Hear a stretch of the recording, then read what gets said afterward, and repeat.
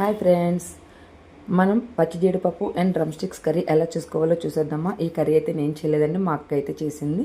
So దీని గురించి అయితే ముందుగా పచ్చి జీడిపప్పును అయితే రెడీ చేసుకోవాలి. అండ్ డ్రమ్ స్టిక్స్ని కూడా చిన్న చిన్న ముక్కల కింద కట్ చేసుకొని పాన్లో ఉల్లిపాయలు, పచ్చిమిర్చి, టమాటాలు, పోపులు అన్నీ అయితే వేపుకోవాలి. వేపుకున్న తర్వాత చిన్న సాల్ట్ అయితే వేసుకోవాలి, చిన్న పసుపు కూడా వేసుకోవాలి. సాల్ట్ ఎందుకు వేసుకుంటామంటే మొక్కలు తొందరగా మగ్గుతాయి అనమాట. ఈలోపు ఉల్లికారానికి అయితే రెడీ చేసుకోవాలి. ఉల్లిపాయలు, టమాటాలు, అల్లం, వెల్లుల్లి, ఎండుమిర్చి ఇవన్నీ చిన్న సాల్ట్ వేసుకొని గ్రైండ్ చేసుకొని ఉల్లికారం అయితే పోపు లేగిన తర్వాత అందులో అయితే వేసుకొని అటు ఇటు బాగా కలుపుకోవాలి.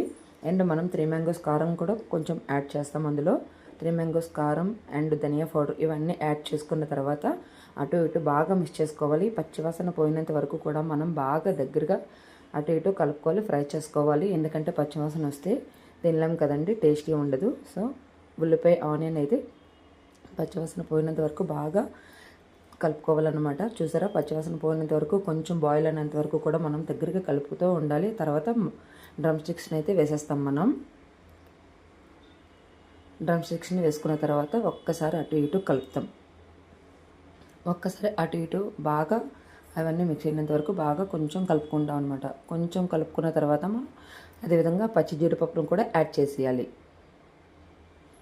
చూసారు ఫ్రెండ్స్, పచ్చి జీడిపప్పుని కూడా యాడ్ చేసి ఇది కూడా బాగా మిక్స్ అయినంత వరకు కూడా కలుపుకోవాలి. మీకు ఆల్రెడీ ఇది వరకు వీడియోలో పచ్చి జీడిపప్పుతో కర్రీ కూడా చేసుకోవచ్చు అని చెప్పాను కదా. సో ఈ వీడియోని కూడా నేను పోస్ట్ చేస్తున్నాను. సో బాగా మిక్స్ అయినంత వరకు కూడా కలుపుకొని మళ్ళీ కూడా మనం కారం చాలకపోతే కారం వేసుకుంటాం. సో ఈ డ్రమ్ స్టిక్స్ పచ్చి జీడిపప్పు అయితే బాయిల్ అవ్వడానికి మనం తగినంత వాటర్ అయితే వేసుకుంటాము. ఈ తగినంత వాటర్ వేసుకొని సరిపడా ఉప్పు కూడా వేసుకుంటాము. సరిపడా ఉప్పు వేసుకున్న తర్వాత ఒక్కసారి అయితే మనం మూత పెట్టుకోవాలి. అవి బాగా మరిగినంత వరకు మధ్యలో ఒకసారి మూత తీసుకొని చెక్ చేసుకుంటాం.